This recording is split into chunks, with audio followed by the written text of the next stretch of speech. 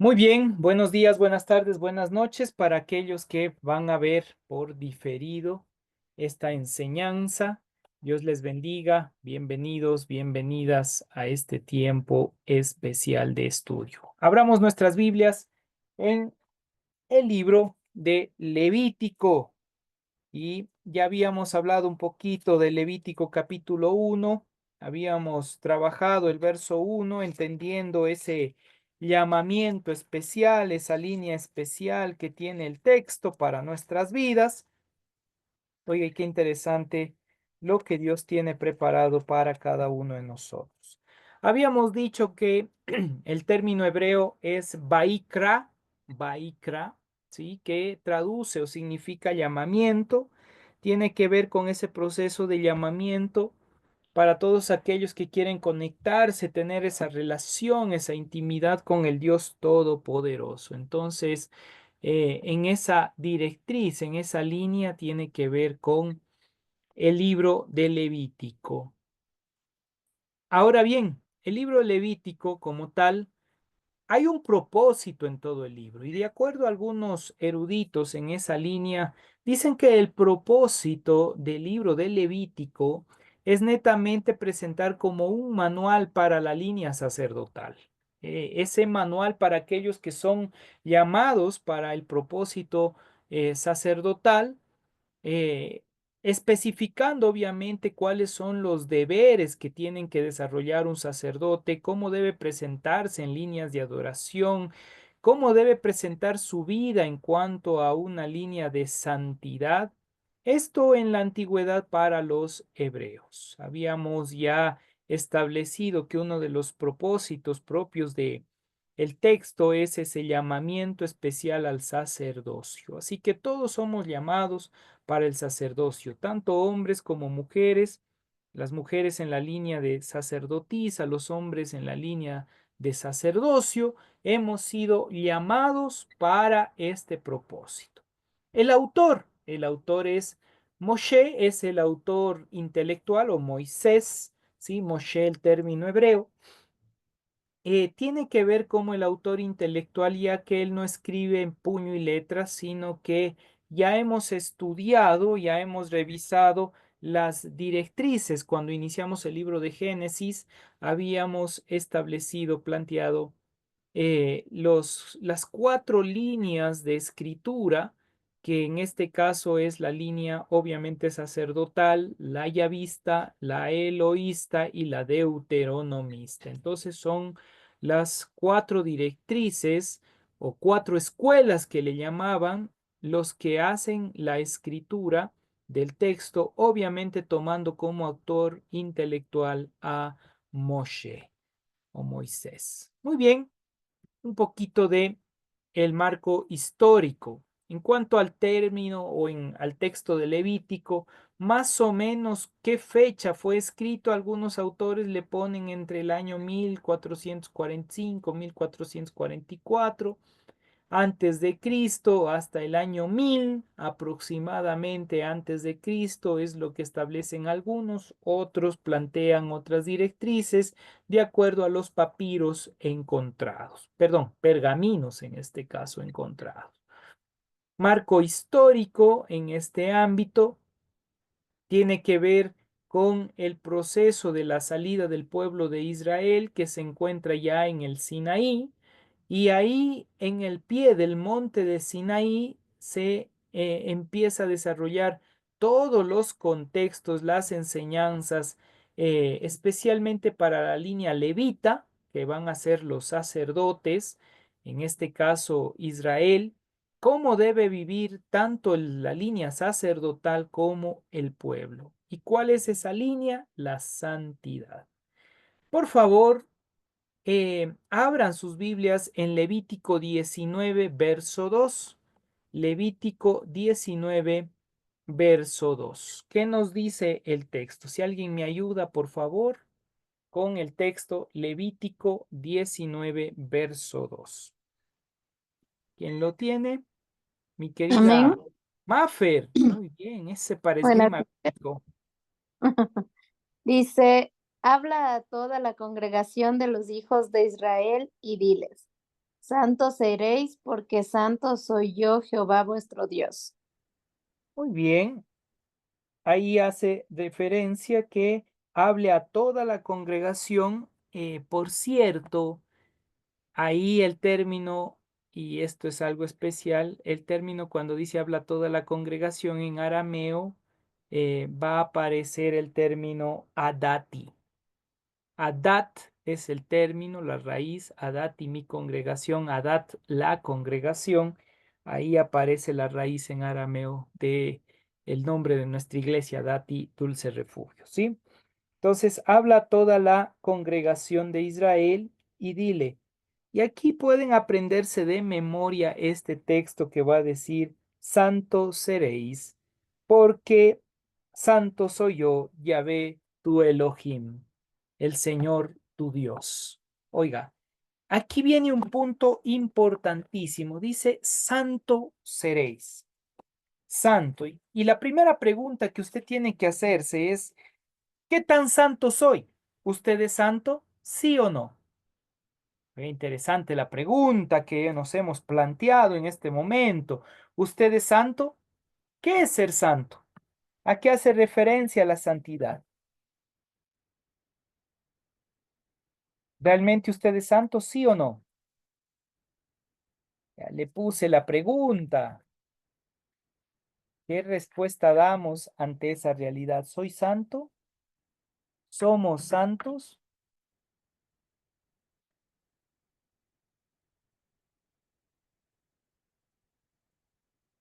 ¿Qué dicen? ¿Cuál es la respuesta, familia? ¿Cree usted que usted es santo? Sí, no. Si usted dice que no es santo, entonces la pregunta vendría a ser, ¿usted es hijo de Dios? Porque dice, santos seréis porque yo soy santo. Y si nosotros decimos que somos hijos de Dios, entonces nuestra respuesta debería ser, sí, yo soy santo. Pero ¿cuál es el sentido de la santidad? Ahí viene el otro punto. ¿Cómo yo puedo determinar si soy santo o no soy santo? ¿Qué respuesta damos? ¿Cómo está nuestro estilo de vida para decir realmente yo soy santo?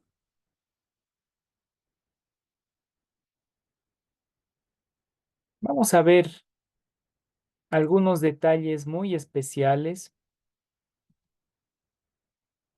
y abro mi pizarra para poder estudiar estos detallitos. Aquí está mi pizarra. El término como tal es de la siguiente manera.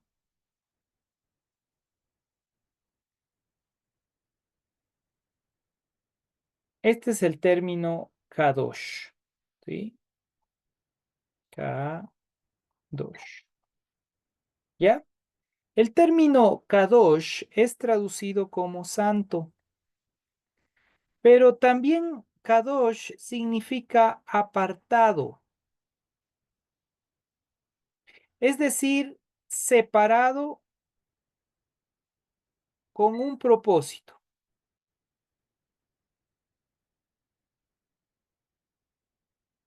¿sí? Entonces, cuando hablamos nosotros del término santidad, si utilizamos el término propio hebreo, kadosh, está diciendo yo soy santo, pero es porque he sido apartado, separado con un propósito específico. Toda persona que busca de Dios, aquí hago el dibujito, no critique, va al infierno, esos son mis dibujos. Aquí está el dibujo. Esta persona, digamos, soy yo, ¿ya? Yo soy el que está ahí presente. El momento que hay un Baikra, llamamiento, llamamiento, y este Baikra, llamamiento, es levítico, que es el término de los levitas, que es donde pusieron el nombre, ¿sí? Pero Baikra es el término, el momento que yo soy llamado, ¿quién me está llamando? Y aquí pongo las iniciales del Eterno, ¿sí? YHBH. las iniciales del Eterno. El Eterno me llama, Yahvé, Jehová en la traducción. Me está llamando. Es el que me llama, pero me llama con un propósito. ¿Cuál es el propósito? Es ser Kadosh, apartado, ser separado, tener un propósito de mi existencia. Entonces, Él me llama a mí con un propósito. Y ese propósito es una línea sacerdotal. Me está diciendo Dios, tú eres sacerdote. Pero ¿qué era ser sacerdote en el tiempo antiguo? Gadol Cohen, el término Cohen, ¿sí? ¿Qué era ser un Cohen, un sacerdote? Un sacerdote tenía 4 directrices muy puntuales que tenía que desarrollar. El sacerdote era netamente el que cuidaba. A ver, ahí vamos a borrar porque establecí otra letra. Esto es. Entonces, el sacerdote propiamente es el que cuida, ¿sí? El que va a cuidar. Entonces, él cuidaba o cuida. ¿De quién cuida o qué cuidaba el sacerdote? El ámbito espiritual del grupo, el ámbito emocional del grupo, el ámbito físico del grupo y el ámbito, en este caso, de razonamiento cognitivo o lo que tiene que ver con la parte de la razón, ¿sí? Aquí es la parte cognitiva o los pensamientos, dicho de otra manera. Entonces vemos que hay 4 puntos específicos que el sacerdote debía cuidar. Y es por eso que cuando se hablaba de la línea sacerdotal, el sacerdote es el que empezaba a cuidar esto. Y en el momento que él cuidaba, ese era el propósito que estaba cumpliendo.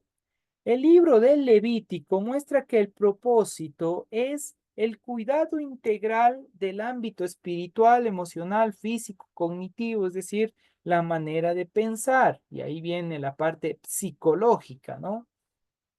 Entonces, dicho esto, hermosa familia, cuando yo digo que soy santo, estoy diciendo que yo acepto ese llamamiento que Dios me está estableciendo para ser apartado con el propósito de empezar a ser sacerdote.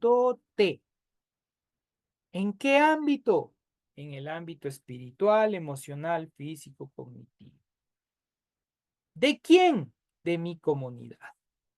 En este caso, la comunidad también puede hacerse referencia en la línea, entendiendo, de la familia.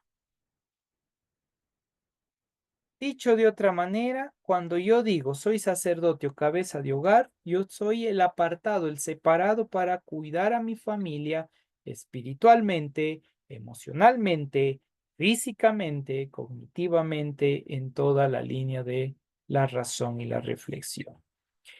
A eso se refiere la santidad.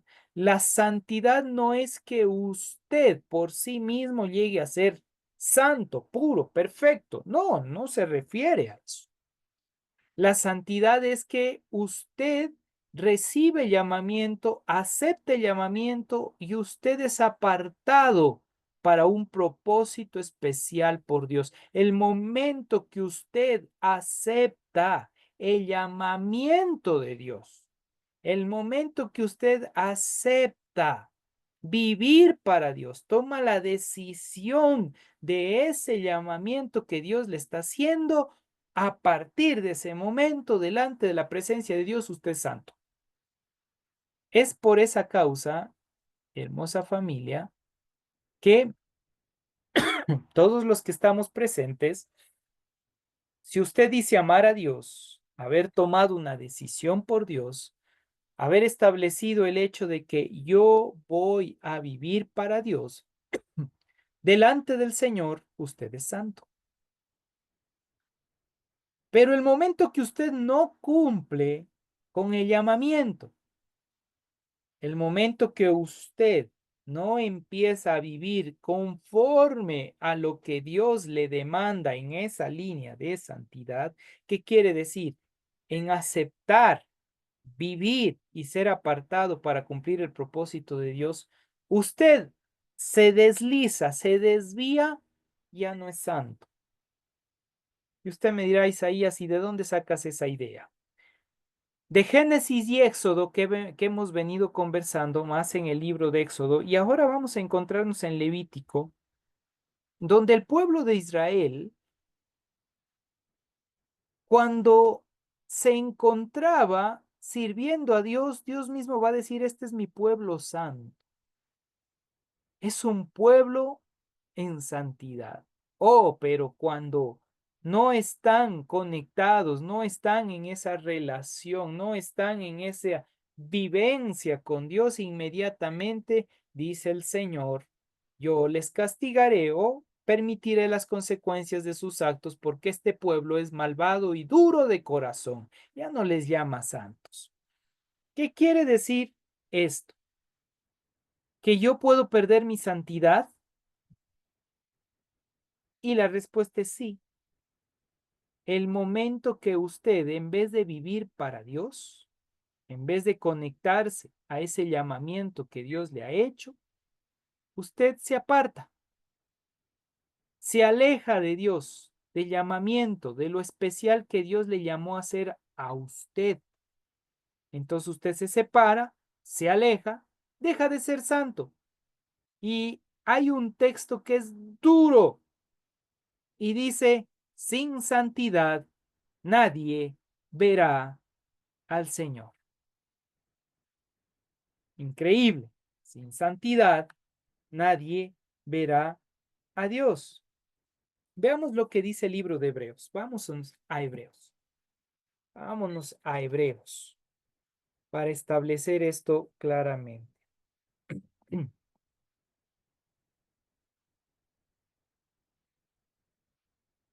En el libro de Hebreos hay algo muy importante que usted y yo debemos ir entendiendo. Hay un sacrificio especial que Dios ya hizo a través del Mesías. Y esto lo podemos ver en el capítulo 10 de Hebreos. Voy a utilizar otra versión para leerles de mejor manera. Capítulo 10 de Hebreos, verso 26 y siguientes. Capítulo 10, 26 y siguientes del libro de Hebreos. Les voy a leer cómo dice esta versión. Capítulo 10, verso 26. Escuche cómo dice esta versión. Si decidimos, escuche claramente, si decidimos seguir pecando después de conocer plenamente la verdad, separación, santidad, que está presentando también el libro de Levítico, entonces no queda otro sacrificio que quite los pecados. Eso es como está realizando esta traducción. Solo queda una terrible expectativa de juicio y de un fuego ardiente que consumirá a los enemigos de Dios. Si alguien desobedece la ley de Moisés, es ejecutado sin compasión, si hay 2 o 3 testigos que declaren en contra. ¿Qué creen que le pasará al que desprecia el sacrificio de Dios? Qué increíble esa pregunta, ¿no? Y ahí dice, ¿es seguro que recibirá mayor castigo por considerar la sangre de Cristo una basura? Esa sangre que estableció la nueva alianza le había purificado, santificado de sus pecados. Por eso recibirán un castigo peor por haber insultado al Espíritu de la gracia divina. Oiga, es duro, duro este texto que aparece en la traducción contemporánea de la Biblia. Pero ahí nos dice algo muy puntual. ¿Va a haber algo? Sin santidad nadie verá al Señor.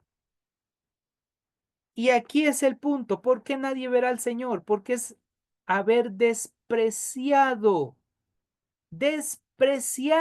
lo que Dios ya le entregó, el llamamiento que Dios le hizo, el llamamiento que Dios le estableció. Usted, sí, usted, hermano, hermana, amigo, amiga. El texto nos está diciendo que si usted desprecia el llamamiento que Dios le ha hecho para vivir en Dios como hijo de Dios, ya no hay más sacrificio, porque usted mismo está tomando la decisión de despreciar lo que Dios le está entregando con bendición. Entonces, ¿quién es el único responsable de la salvación? Usted. La santidad es estar separado para Dios. La santidad es vivir para Dios en esa relación. Mi pastor Clever, le escuchamos. Dios les bendiga, pastor, Dios les bendiga, mis hermanos. Una consulta, o sea, aquí más o menos de lo que, si es que no estoy entendiendo mal, una persona que se arrepiente, viene a Cristo, es perdonado los pecados. Hasta ahí vamos bien, ¿no es cierto? No, Y yo es creo que santo. y es santo. Pero si esa persona, según lo que acabo de leer, Efesios 26, o sea, si esa Hebreos. persona, hebreo, perdón, hebreo, sí, si esa persona peca, ¿puede perder la salvación? No estamos hablando de perder o no perder la salvación, hablamos de la santidad en este caso. Pero si es que pierde la santidad, o sea, está perdiendo, o sea, ese apartado que Dios hizo con nosotros, está separándose nuevamente. ¿Sí? Se está separando. No hablamos de salvación aquí, estamos hablando de, estamos despreciando el llamamiento que Dios ha hecho. Mm. Estamos despreciando. En ningún momento, mientras usted tenga vida, tiene oportunidad de arrepentimiento. Pero si esa persona no se arrepiente, se fue a la paila. Solo Dios sabe la intención del corazón. ¿Por qué le digo esto? Porque ¿cuál es lastimosamente nuestra tendencia? El juzgar. Inmediatamente nosotros diríamos, no, Dios no le salvó. ¿Quiénes somos nosotros para determinar qué está haciendo Dios? Lo que pasa es Entonces, que yo le hago esta pregunta, pastor, porque este tema he escuchado que ha sido muy polémico, sí, que se pierde la salvación o que no se pierde la salvación de alguien que ya se arrepintió. O sea, yo creo que escuchaba alguna vez a un pastor y decía, la persona que salva ya no pierde su salvación. El que se aparta de los caminos, supuestamente Dios, es porque nunca se convirtió de pues corazón. sí, ahí puede tener una respuesta. Sin embargo, tiene toda la vida, hasta la muerte, para arrepentimiento. En los infinitos caminos del Señor hay algo que debemos entender. De acuerdo al libro de Efesios, capítulo 2, va a decir que por gracia, por regalo, por don, eres salvo. Y esto no de ustedes es un regalo. Dios otorga el regalo. ¿Quién lo recibe? Ahí es como se diría, ¿realmente han recibido el regalo de la salvación? Y si ha recibido, voy a decir lo que dice el doctor Yatensi Bonilla. No puedes perder algo que no tienes, porque el momento que lo tengas, no vas a querer perderlo. ¿Sí? Entonces, esa es una de las respuestas que da el doctor Yatensi ante esta controversia de se pierde o no se pierde la salvación. Entonces, familia, viendo desde la línea de la santidad del pueblo de Israel, si usted revisa, va a encontrarse constantemente que dice, este pueblo es pecador, sinvergüenza y todo lo demás. 3 doritos después va a decir, mi pueblo es santo, ha sido apartado para esto. No pasa mucho tiempo y nuevamente el pueblo de Israel dice, se ha apartado de mi santidad. Otra vez llegan, hay como arrepentimiento y dice, este pueblo es santo delante de mi presencia. Y esa es la constante que ustedes van a ver en el libro de Levítico, de Números y de Deuteronomio. ¿Qué está queriendo enseñarnos el texto sagrado, la Biblia, con eso? Está diciendo que nosotros también vamos a estar en una constante de dejamos la santidad, volvemos a la santidad, dejamos la santidad, volvemos a la santidad. La respuesta es sí. ¿Sabe cuándo? Cuando usted no se compromete con Dios, cuando usted no toma la decisión de hacer un cambio, una transformación, de realmente decir hasta aquí, a partir de hoy quiero vivir en santidad, quiero vivir conforme a lo que tú quieres. ¿Sabe qué está demostrando en ese momento cuando usted toma esa decisión? Que tomó en serio el regalo de Dios, la salvación. Entonces ya no va a estar jugando, va a hacer hasta lo imposible por mantenerse íntegro en santidad. Va a luchar contra el pecado, va a luchar contra las cosas de este mundo, va a luchar contra la carne. Va a estar en esa pelea porque usted ha tomado la decisión de hacer un cambio. Entonces yo tomo la decisión de vivir en santidad. Sí, Dios le llama, pero usted decide. Ojo, la salvación es regalo, es gratuito. Eso es algo que no lograremos entender a plenitud de cómo es ese regalo que Dios otorga, a quién otorga y por qué lo otorga. Es un regalo especial, ¿sí? El hecho es que, ¿cómo yo sé que estoy viviendo en ese regalo? Porque usted toma una decisión de vivir en santidad. Se compromete delante de Dios. Usted dice, a partir de hoy, mi vida realmente le pertenece a Dios, punto. Y voy a luchar en contra de los pecados de este mundo. Entonces usted ha tomado la decisión de vivir en santidad. Es íntegro. Pero cuando no hace eso, ¿sabe qué pasa, hermosa familia? Usted puede estar jugueteando, jugueteando, jugueteando y no ha tomado en serio el regalo de la salvación. Y pasa lo que aparece en el libro de Hebreos. Pisotea la sangre del Mesías. Ahí será el llanto y el crujir de dientes, familia. Por eso hoy, en el libro de Levítico, le llamo la atención a vivir en santidad. Una de las líneas que sí me enseñaron y me enseñaron bien dentro del seminario nazareno fue justamente la santidad y la entera santificación. Así que les recomiendo, familia, decidan, pero por Dios. Analice cómo ha estado su vida hasta hoy y a partir de hoy usted diga, no más, ya no quiero seguir viviendo en delitos y pecados, voy a empezar a vivir en santidad. Y al vivir en esa santidad hay una transformación de vida. Al vivir esa santidad usted empieza a cambiar porque está viviendo el llamamiento. Esto es Baikra, esto es Levítico.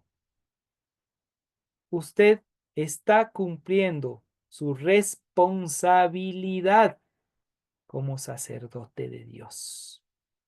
Como sacerdote de Dios. Si no, va a estar sufriendo y va a sufrir feo, va a sufrir mucho.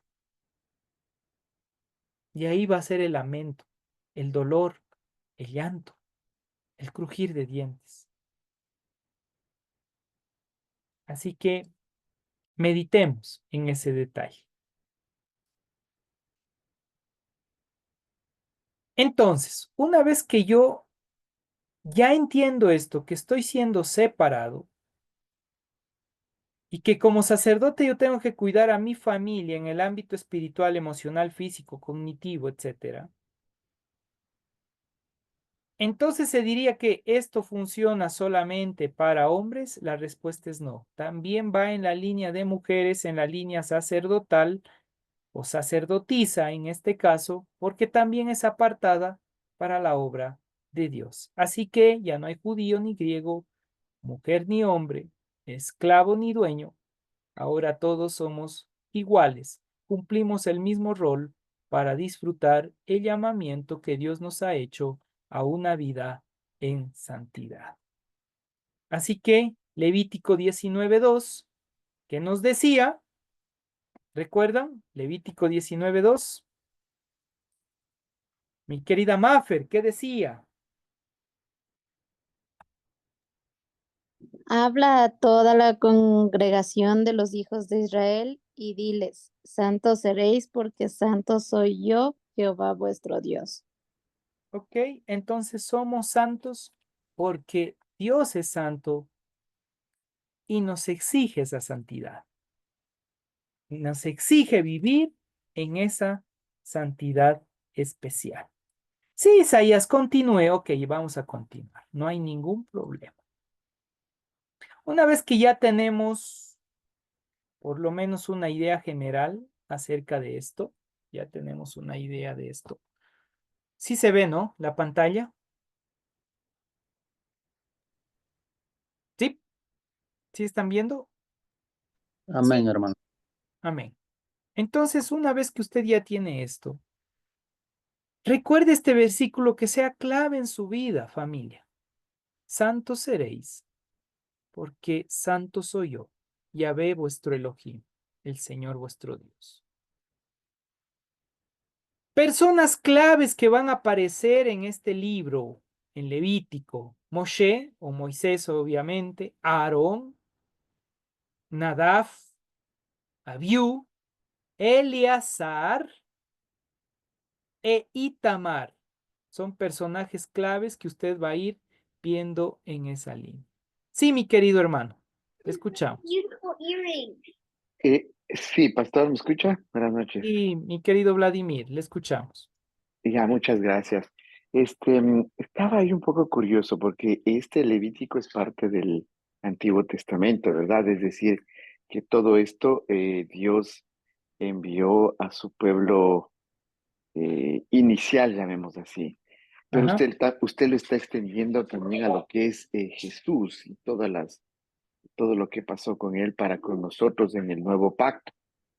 Y siempre, no sé, siempre me trato de hacer relación en cambio con los judíos. Usted está mencionando ahorita de que justamente en Levítico él dice que nosotros somos santos porque él fue santo.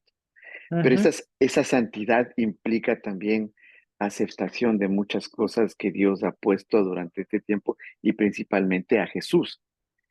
Pero los judíos están ahí se quedaron ahí como incompletos por mi parte que lo que estoy analizando. ¿Cómo funciona en cambio en ese sentido? Gracias, mi querido Vladimir, por su pregunta. Sí, algo que debemos entender es cómo lo plantea en este caso Pablo en el libro de Romanos. Dice que hay el remanente, y ese remanente hablando del pueblo de Israel, que a su tiempo entenderán la luz, a su tiempo entenderán la redención a través del Mesías. Entonces, mientras esto se dé, hay la oportunidad para los gentiles, es lo que él expresa, es decir, aquellos que están teniendo un nuevo cambio, una transformación que no son israelitas de sangre o de origen o de vivencia, sino que ahora tienen la oportunidad de vivir para ese Dios todopoderoso, el Dios de Israel. Entonces, eso es lo que dice el apóstol Pablo en el libro de Romanos, que ellos no es que han dejado de creer o son separados de Dios, sino que ellos tienen su camino y va a llegar su proceso para ellos. Y cuando ellos empiecen a manifestar que el Mesías es Yeshua, como diría Isaac Kaduri, obviamente vendrá el proceso del fin, Ujú. porque ya se cierra el ciclo. Y si ese ciclo es a los 6000 años, que ya estamos próximos a ello, estamos a la vuelta de la esquina para que esto acontezca. Entonces, más bien, mi querido Vladimir, su pregunta nos lleva a un proceso que se llama proceso escatológico de Israel, es decir, los tiempos finales que el pueblo de Israel ya entiende al Mesías y en unidad todos estaremos delante de él. Ujú. Más bien, la reflexión aquí sería, ok, Israel es posible que ahora no lo está aceptando. Nosotros le hemos aceptado al Mesías y estamos viviendo su santidad.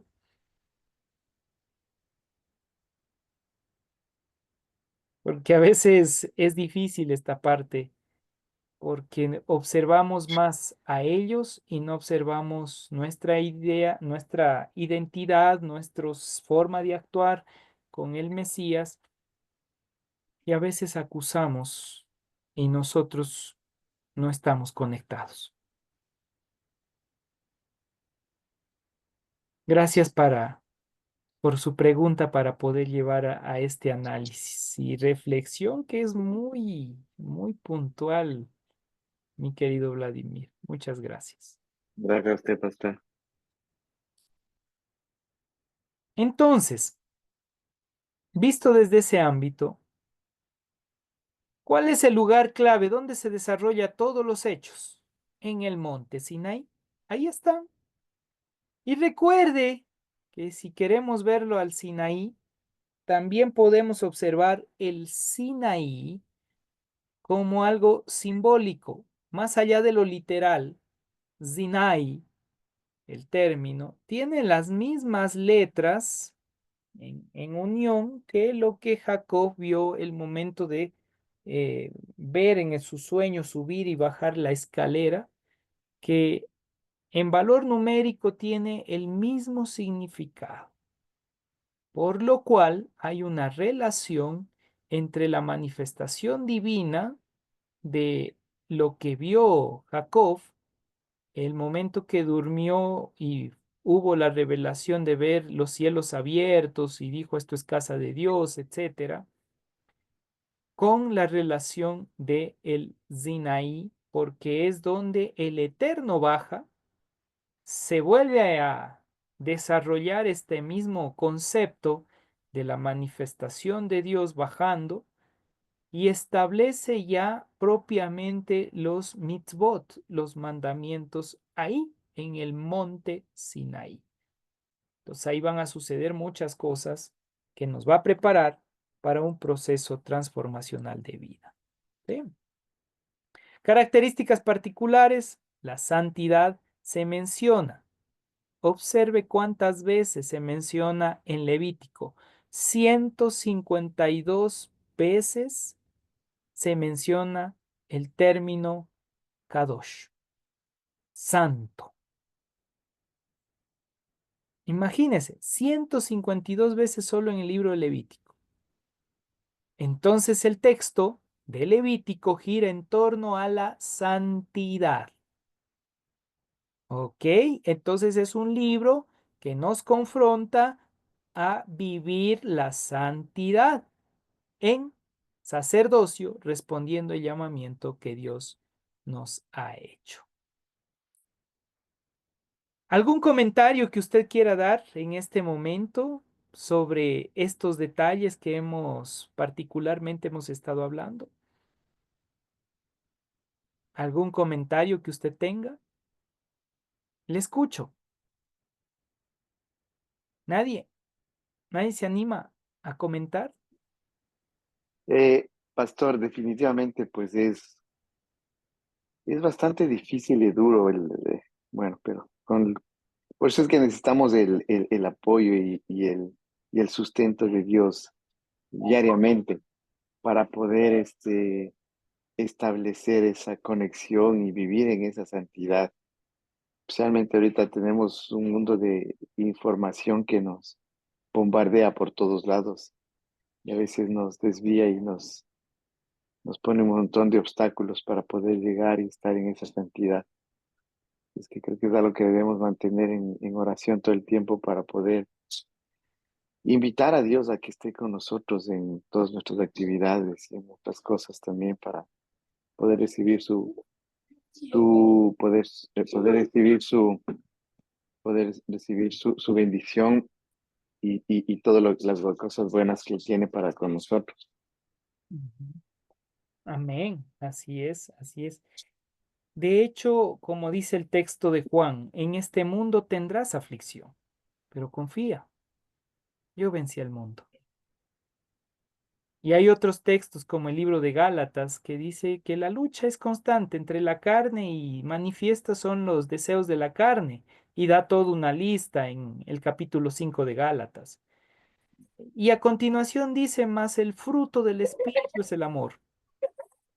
Y desde la línea del amor se manifiesta obviamente el gozo, paz, paciencia, benignidad, bondad, fe, mansedumbre, templanza. Y dice, contra tales cosas no hay ley, o sea, no será quitado de ti la santidad, no estás apartado de la presencia de Dios en este sentido, porque estás cumpliendo la acción del amor ágape o ajabá, el amor pleno de Dios. Oiga, es una conexión linda, es un proceso hermoso en ese ámbito. Incluso Efesios de capítulo 6 versículo 11 si más no me equivoco, también implica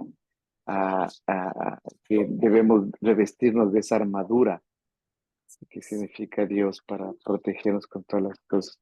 Ahí también menciona acerca de que nuestra lucha no es indica que nuestra lucha no es Carne y con sangre, eso, sino con principados, potestades, huestes espirituales de maldad en las regiones celestes. exactamente. Sí. Entonces, miren, todo esto, hermosa familia, gracias, mi querido Vladimir, todo esto nos lleva a reflexionar la importancia de la santidad en nuestras vidas. No es el hecho de les voy a canonizar y ahora como yo les canonizo son santos. No, no es esa línea. Hey, tengamos mucho cuidado con eso. No es la perspectiva católica en el sentido de que les voy a canonizar, no. Y que tienen que hacer un milagro después de muerto para que sean santos. No va en esas líneas. El hecho de ser santos es porque usted se aparta para vivir y servir a Dios. Vivir esa relación con Dios. Pastor Clever. Sí, pastor, yo tengo una pregunta. Em, ¿Por qué dice que cuando, no me recuerdo en qué pasaje bíblico estaba de Levíticos, pero yo leí en alguna parte en donde decía, estoy buscando, pero no encuentro, donde decía que, por ejemplo, no debería tocar, no deberían tocar un cadáver porque el cadáver es inmundo. Inclusive habla de que una persona que haya tenido, se ha acostado con su esposa, igual quedaba inmundo.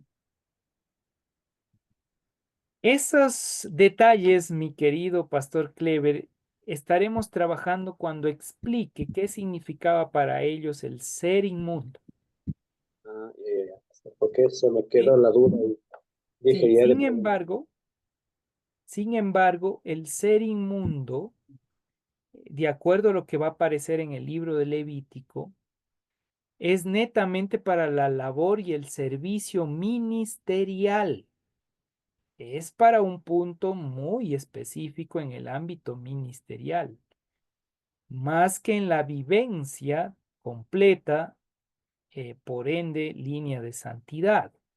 Entonces, ya explicaré el momento que habla de inmundicia, qué se refería, que era estar inmundo, por qué, porque la mujer, si tenía un hijo varón, quedaba inmundo cierto tiempo, pero si tenía una mujer, tenía que pasar 66 días como en proceso de limpieza de la inmundicia. Entonces, todos esos detalles hay una causalidad, pero no nos adelantemos porque recién estamos dando las bases, el fundamento para entender Levítico. Y ese fundamento obviamente se encuentra en la vivencia de la santidad. Ok, ¿qué más? Avancemos. Recién estamos en la introducción que viene un llamamiento a Moisés y a los hijos de Israel. Verso 1:1 que ya hemos revisado la semana anterior. Primera sección, los sacrificios. Ahora sí entramos en materia. Iniciamos con los sacrificios. Va desde el capítulo 1, verso 2, hasta el capítulo 7, verso 38. Esta sección es netamente de los procesos de sacrificios que se desarrollan dentro de el tabernáculo que se había ya establecido. Entonces, ¿qué era un sacrificio? ¿A qué hace referencia el sacrificio? Si nosotros vemos desde el verso 2, capítulo 1, verso 2, dice, habla a los hijos de Israel y diles, cuando alguno de vosotros ofrece ofrenda al Señor de ganado vacuno u ovejuno, haréis vuestra ofrenda. Entonces el sacrificio, el sentido era poner a alguien en lugar mío que va a ser otorgado, entregado con un propósito. Para ser más específico y yendo desde la línea científica bíblica, el pueblo de Israel con esta acción, o Dios mismo con esta acción al establecer para el pueblo de Israel, que sería lo más atinado, está rompiendo la tradición de los sacrificios y ofrendas del resto de pueblos. El resto de pueblos presentaban como sacrificio u ofrenda a su deidad a sus propios hijos. Esto se le llama el culto Moloc, ¿sí? Que es un juego de palabras, Moloc como tal, porque tiene la misma raíz de Melech, rey. ¿Y quién era el Melech? El rey de reyes era Dios. Por lo cual, si ustedes revisan el texto sagrado, Dios abomina y está en contra del culto a Moloc. Y en el culto de Moloc, lo que se hacía era sacrificar a los niños e infantes o lacerarse la gente al hacerse cortes mientras empezaban a entrar en trance para adorar a su deidad. Esto es abominación delante del Señor. Y por esta causa, Dios establece para su pueblo que no tiene que ser ni laceración de sus cuerpos y peor aún sacrificio de niños, por lo cual el sacrificio va a ser de un animal que es de línea pura en el sentido de que no afecta la salud o el cuerpo de la persona. En este caso, ganado vacuno y ganado ovejuno, ¿sí? O sea, los corderitos, la ovejita, ¿ya? El caldo de mocho, ¿sí o no, mi querido Pastor Clever? Oiga, cosa buena. Entonces, hace referencia a esa línea. Y esto es lo primerito que empieza a romper ya las culturas aledañas y decir, hey, nosotros rompemos con la tradición común de un tipo de culto o línea cúltica que era a una o a cualquier deidad presentando un sacrificio humano o laceración, cuyo término era Moloch, ¿sí? Nosotros ahora presentamos un culto a Melech de Israel, al rey de Israel, al Dios vivo y verdadero. Y ya no es con sacrificio de animales ni laceraciones de cuerpos, sino que ahora es sacrificio de animales. Oiga, ¿y cómo así en el sacrificio? Ve, esto es increíble. La persona, en este caso que iba a presentar ofrenda, sea de ganado vacuno u ovejuno, se ponía frente a frente, así, frente a frente, mi frente con la frente de la ovejita, del corderito o de el becerro o la vaca que iba a ser sacrificada, se ponían frente a frente y delante del Señor utilizaban las siguientes palabras. Y decían,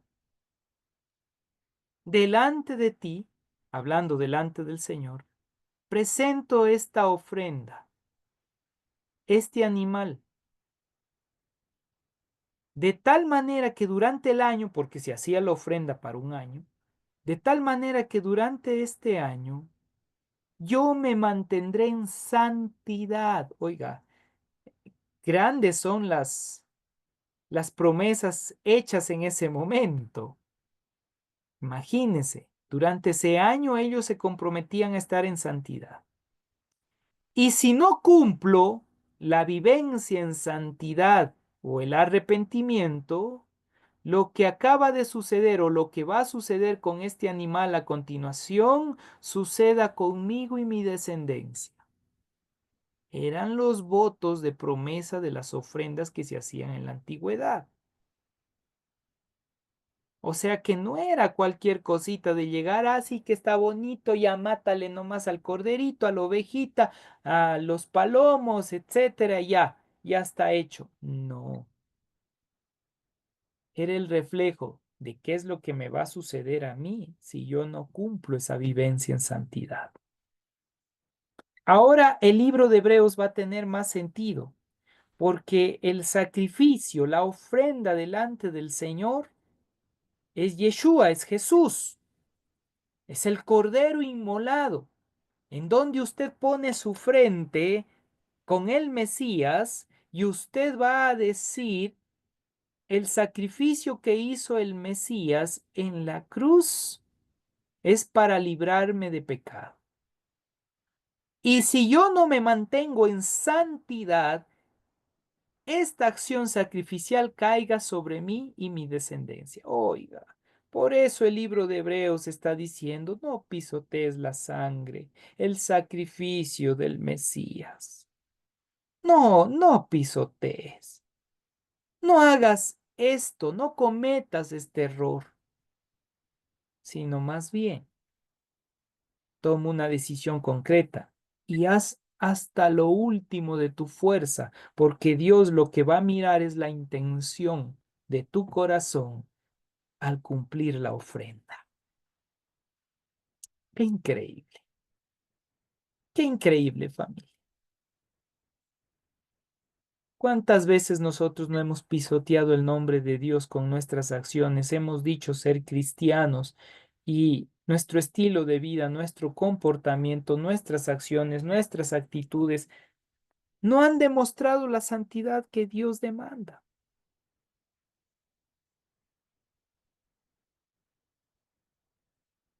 Y cuando nosotros nos arrepentimos, entre comillas, porque seguimos viviendo lo mismo, solamente santiguados,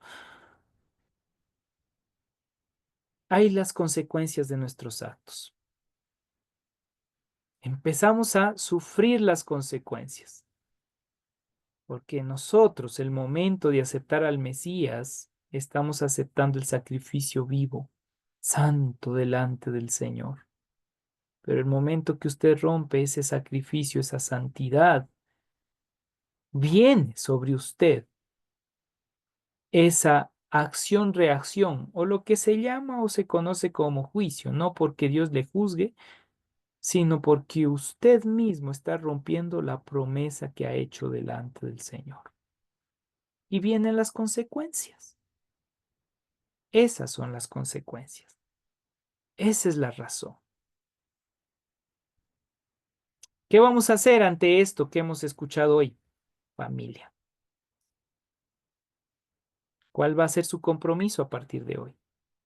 ¿Va a esforzarse a vivir en santidad o va a seguir jugueteando con Dios? Le recomiendo que haga lo primero. Tome la decisión de una entrega plena con Dios y no juegue con Dios, porque llegará el momento en el cual va a sufrir las consecuencias del estar jugando con Dios en vez de tomar una decisión plena, firme de vivir para Dios en santidad. De usted depende. A partir de hoy, ¿qué va a hacer con eso? ¿Dudas, preguntas que usted tenga previo a la oración? ¿O directamente vamos a orar? ¿No? ¿No hay ninguna? Ok. Cerremos nuestros ojitos y clamemos a Dios, que es tiempo de arrepentimiento. Amado y buen Padre Celestial, bendito eres tú, Rey del universo, Señor eterno, quien te entregaste a ti mismo, como dice tu palabra, como sacrificio delante del Señor. Ese sacrificio pleno, en obediencia hasta la muerte y muerte de cruz, para darme una oportunidad de arrepentimiento, transformación de vida y una nueva vivencia. La oportunidad de vivir en santidad. Padre, a partir de hoy, delante de tu presencia, pongo mi vida. Anhelo vivir en santidad. Dame la fuerza, la fortaleza para poder mantenerme firme en medio de la acechanza del maldad. Para poder salir victorioso en este mundo en el cual la maldad se ha manifestado.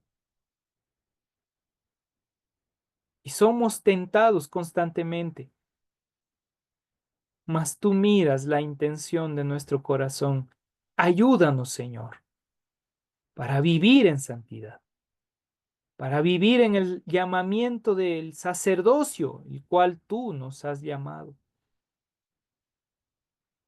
Para de esa manera, como sacerdotes delante de tu presencia, trabajar en nuestros ámbitos emocionales, físicos, intelectuales, espirituales, etcétera, y también ser de bendición para los demás en estas mismas áreas. Padre, que podamos realmente tomar una decisión de cambio, de santidad y una vida plena. Bendigo a cada uno de mis hermanos que hoy se han dado cita, pastores y líderes que están presentes. Bendíceles sus vidas, sus almas, sus corazones, y que a partir de hoy podamos entender cuán grande y maravilloso y especial es el llamamiento que tú nos has hecho para cumplir tu ministerio. Gracias por la vida y gracias por la oportunidad. Gracias por la bendición y gracias, Señor, porque de ti viene todo. Te honramos y te agradecemos y depositamos nuestra vida en tus manos. Hágase conforme a tu voluntad, en el nombre del Padre, del Hijo y del Espíritu Santo. Amén y amén. Qué bendición, hermosa familia, y muchas gracias a cada uno de ustedes. Si pueden abrir sus micrófonos, encender sus cámaras y vernos.